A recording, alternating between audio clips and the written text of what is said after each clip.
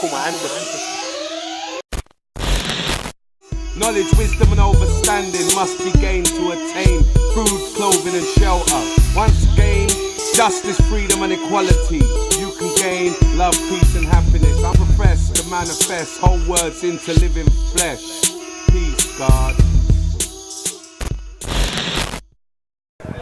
Black Eyes TV 7, the one and only TV station. And make sure you subscribe to Cyanetta TV, Black News 102. And subscribe to anything Reggie gives you, because this is the research man. The man behind the scenes that you don't see has now come to the forefront. Reggie, how are you today? I'm doing fine. It is happy to be talking to the UK audience again. You know, I've spoken to them with online with KLM TV, and he has come to New York, and he toured the museum with me, and that is one smart brother. That brother's smart. And as a matter of fact, that's some of the things that we're going to talk about. Yes, there are young scholars in the United States that is leading kind of like this cultural revolution, and in the United States. But the fact of the matter is that the UK has a rich history of Africans involved in this information. Yeah. And so, yes, we see ourselves as the leaders because we work hard, but many of us were educated by some of the best from where you are. Yeah. And so we could talk about a little bit about that. Yeah, that's a true fact, because, you know, as we always say, in forms of military, you have to have the soldiers, and then you have the knights, and then you have whatever that consists with that. So it's able to understand that there is people that have lots of information. Like in the UK, we have, like, let's say, let's go into the forms of Moorish paradigm. We've got a scholar called Oyinka. Now, he's got a book which is called the Tudor of the Blackamoors of Tudor England. Right, and he breaks it down into the thoughts of like the 14, 16 and 1500s. Yes. And he's got a letter that he's got from the British Archives, which states that that Queen Elizabeth I tried to get us, as in melanated colour or black people, or however you see it, out of England, Europe. But one thing that a lot of people don't understand is that there is a note saying that it's not very clear, but it's saying that there was no forms of slavery in the UK. Okay, so part of my work is Nile Valley culture, ancient history. Another part of my work is reparations, right? Yeah. And that deals with UK and it deals with America, yeah. Right? So let's just work back a little bit let's work. One of my most beloved professors in college, who worked under Dr. Leonard Jeffries, was Edward Vivian Dalrymple Scobie. Yeah. He ran. He was he was from Dominica. He became a pilot for the Royal Air Force in World War II and fought as a bomber. Yeah. He wrote a book, a very important book that I don't know if you have read, called Black Britannia. He worked in the Department of Black Studies. Yeah. And so he was my professor and my very close professor. He was very close to the Pan-Africanist movements, so he knew all of the greats. He walked into the Pan-African Conference with his Royal Air Force outfit, right? And met the greats, because why? There were nations being built and they needed personnel. And he was a pilot. Yeah. And so he met Nkrumah and Patmore. He met many of them. But one of his closest friends was John Carew. John Carew was an associate of Marcus Mosiah Garvey. Yeah. Which, when you come to the UK, you'll find out there is what we call blue plaques. Because even you just mentioned a guy called George Padmore, he worked alongside Kwame Nkrumah. Most of these guys were based in the UK even before they came to the States. That's correct. So you would get like the Kwame Nkrumah, the first Ghanaian president, who was studying in the UK, which they put a blue plaque on this house saying that he stayed here before he went to America because of the war of Ethiopia. So one of the things is Black Eyes TV. What you should have done is had me take a tour on Black New York as it connected to Black Britannia, because the fact of the matter is that Garvey's first meeting is right down the street on 138th Street. That was on a tour that I did on Sinetta, right? And that the UNI headquarters was on 135th Street, and that Dr. Yosef Ben Jochanan lived in one of the places for the blacks, the ship, Black Star Line, right?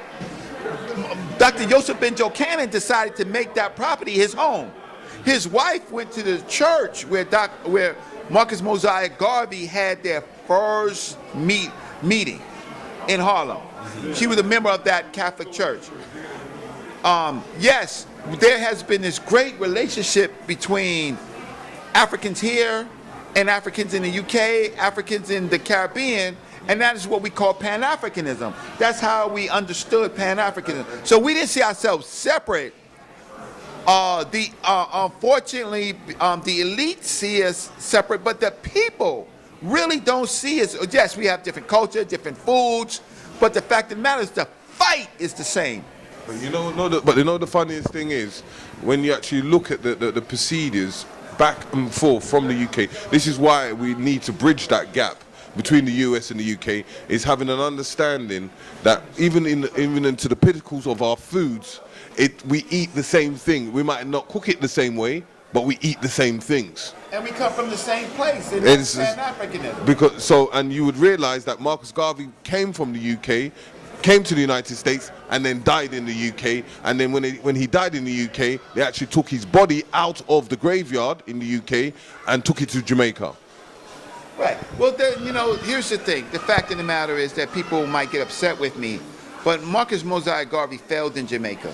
It was never successful in Jamaica, right? The mindset was still colonial. Marcus Mosiah Garvey came to Harlem. His first meeting, again, was on about 138th Street. He engaged the Pan-African movement here and strengthened it. He came to meet Booker T. Washington. He was not able to meet him. But the fact of the matter is, we are not where our domicile is. What we are is descendants of the continent of Africa who were human trafficked to these different places.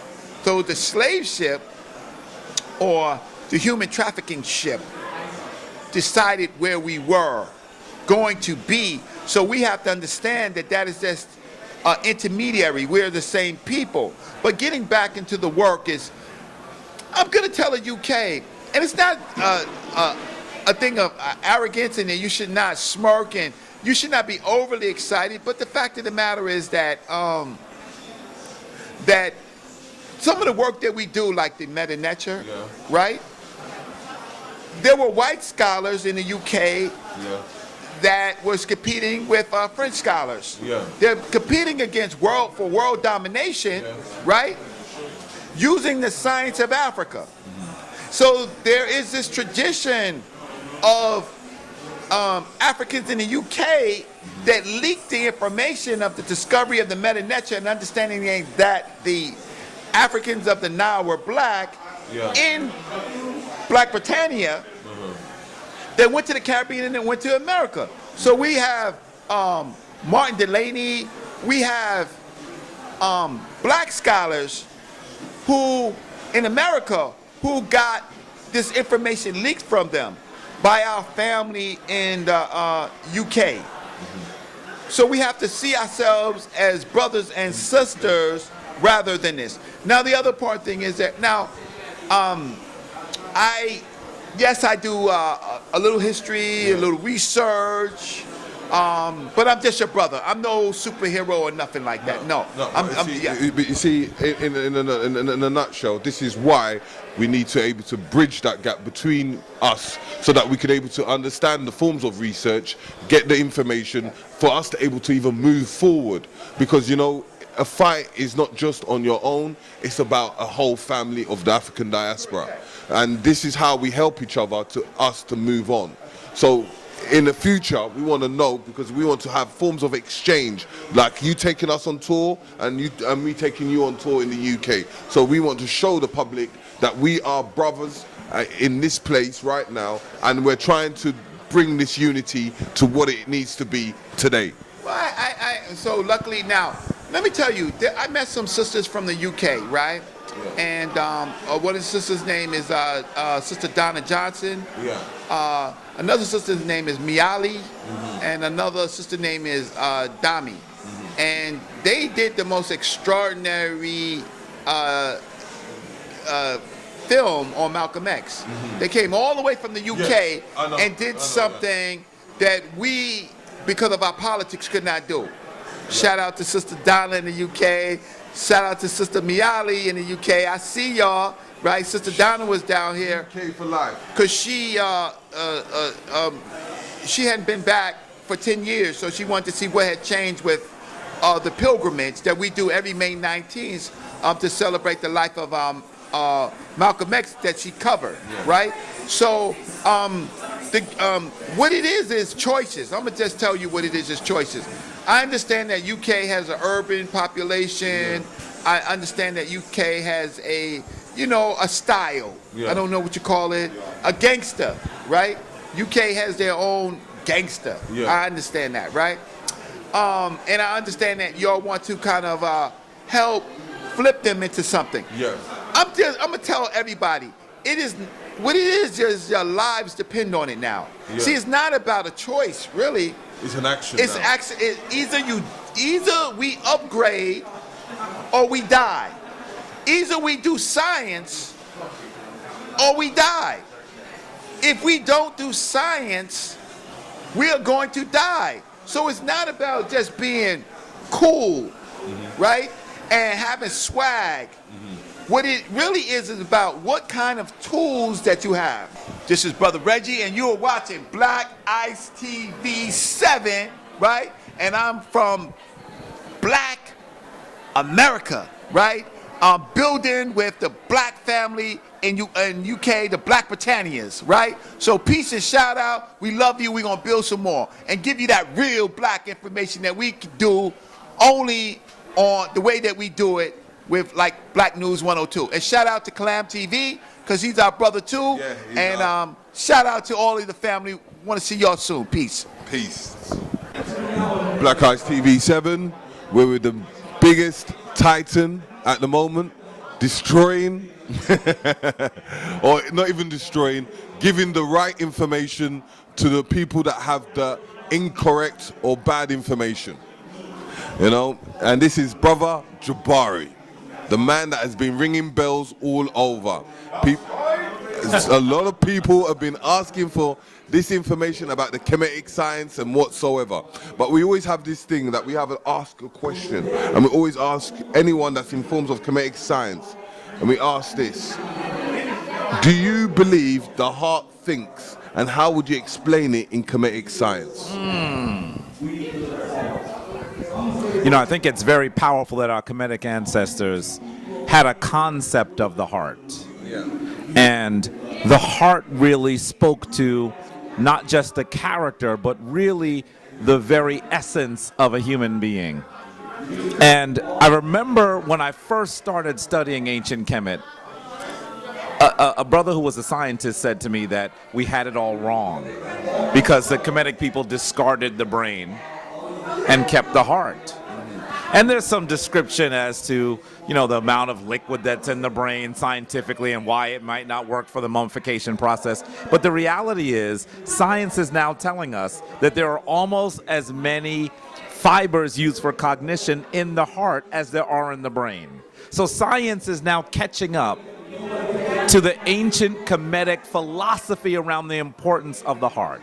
And I think that that's something that we have to truly understand. But now we've understood that. As I've seen you do your little debates here and there and everything, and a lot of people take the misconception of what Kemetic science is about.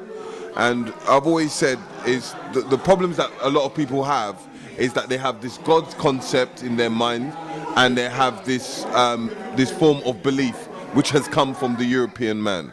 So I want you to give us a definition on what comedic science is actually about, just to give them an understanding to the public what it's about. I would say, family, that if I had to give you the world view and the spiritual cosmogony of the ancient Kemetic people in a nutshell, I would say that the Kemetic people believed that their entire spiritual system was developed to help you understand your place in the universe. Now, you might think that any spiritual form does that, but in actuality, at the highest levels of thought in Kemetic principle and science, you begin to realize that you are the universe, that in actuality you have all the powers.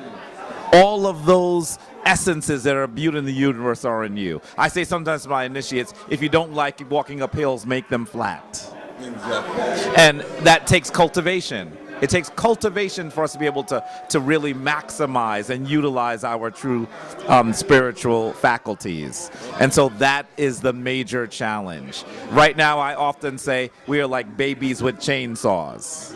Lots of power and no control. Extremely dangerous to ourselves. And so it's fundamentally important for us to begin to understand that you are the divine, but it takes significant cultivation to be able to access your highest faculties. So now, because we're talking over things, what is your future plans in that formality? Because we understand you're a priest now, Yes. and you've done your journey from, was it Christianity? Yeah, oh yeah. I was Yeah, raised Roman Catholic. so and you've raised yourself to being this, being into the Kemetic science and being a priest. But then you go and do forms of debates because a lot of people don't understand. Right.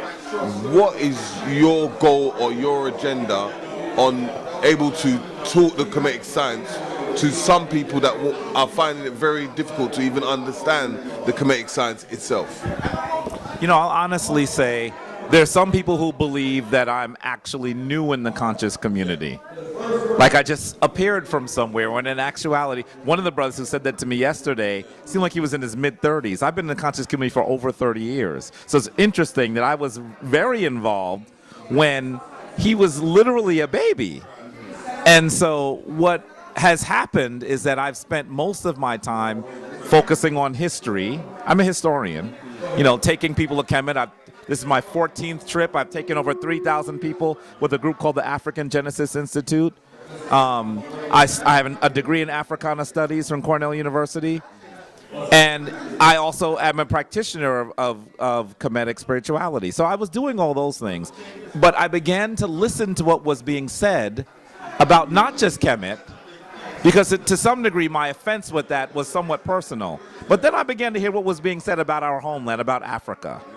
And I could not continue to allow the misconceptions, both unintentional and intentional, to be said about Africa. And so that's when I became involved. So ultimately, what I'm attempting to do is to help our family understand who we are and thereby what we're capable of. We have to understand what we've done. And when we understand what we've done, nothing will be able to stop us when we understand what we've done and who we are. Because, you know, we talk about the number of Chinese people, we talk about the number of Indian people.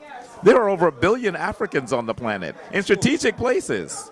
This information that we're getting today, you need to log into Black Eyes TV 7 at a particular time when we arrange with the Jabari himself, and we're going to have an intensive talk on all the information. So this is a taster, but I'm going to give it to Jabari to give you his information and talk about what he's doing for the future. Well, I am excited to be able to take Africans around the world. So in the very quickest time, let me say to you that I have, with the African Genesis Institute, taken over 3,000 Africans to Kemet, to Egypt. And I'll continue to do that. And then there are the museum tours. So, folks, if you just look at centerforma'at.com or shrineofma'at.org, you'll see more about what we're doing. And I'm going to be really excited to talk to the global African family, not just those folks in the United States, but our brothers and sisters across the waters in the UK, because fundamentally that's what we have to do in order to become powerful. Yeah. So all I just want you to say is Black Ice TV 7 to the general public. You're on Black Ice TV 7. Get ready. This is going to be powerful. I'm Dr. Umar Johnson. We live and direct. I want to give a shout out to Black Ice TV. Make sure you watch it, support it. The news you can use, the information you can use. Youth, Pan-Africanism, economics, family, community. Make sure you support Black Ice TV because Dr. Umar Johnson does. Future's here, the time is now. Back in 96, that Nostradamus, I rhymed saw the future. And the towers done fell. Hey yo, breaker, 911, they lying, son. Not from Stuyvesant, still one of the livest ones. Andromeda to Perseus, I'm thirstiest. Where emotions are earnest, if the law's merciless. Alakazam, I'm half man, half lamb.